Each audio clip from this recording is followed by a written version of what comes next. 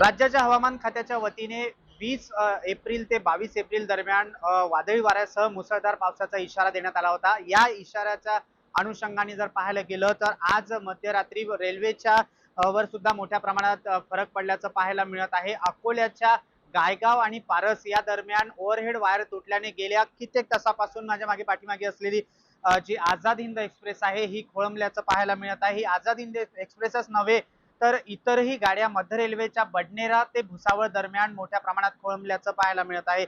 या पावसाचा जो फटका आहे, या वादळाचा जो फटका आहे तो प्रवाशांना सुद्धा पडल्याचं पाहायला मिळतं. तर दुसरीकडे मध्य रेल्वेच्या वाहतुकीवर सुद्धा याचा मोठा परिणाम पडल्याचं पाहायला मिळत आहे. माझ्या पाठीमागे असलेले प्रवासी आहेत हे कशा प्रकारे खोळंबल्याचं या ठिकाणी चित्र समोर दिसत आहे. सर, इथून मी अकोल्याला जाण्यासाठी आलो. तुम्ही हावडाहून बसलेला आहे, पण इथं दुसरी ट्रेन जाते, दुसरी ट्रेन हीच आहे, पण ही गाडी जात नाही इथून. गाडीला म्हणतात की पुढे प्रॉब्लेम आहे, मग दुसरी गाडी का जातात इथून? कशामुळे?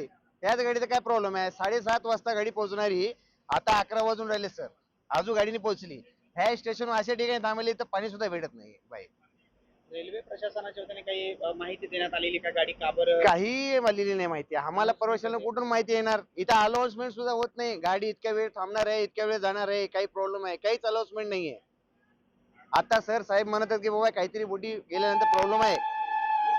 गाडी येते ते पण आवाज, गाडी जात बी आहे, गाडी येते आहे, पण हेच गाडी थांबली. प्रवाशांना खूप त्रास होते. तुम्ही वाटलं तर बघू शकता परवाची कशी फिरतात. त्याचप्रमाणे जर पाहायला गेलं तर रेल्वे प्रशासनाच्या वतीने अद्यापपर्यंत कुठलीही स्पष्टता दाखवण्यात आलेली नाहीये, कुठलीही प्रकारची स्पष्टता करण्यात आलेली नाहीये. गाडी केव्हा सुटेल ही सुद्धा अद्यापपर्यंत अनाउन्समेंट असेल किंवा रेल्वे प्रशासनाच्या वतीने जे इमर्जन्सी काही बूथ असतील हे सुद्धा उभारण्यात न आल्याने प्रवाशांमध्ये मोठा गोंधळ पाहायला मिळत आहे.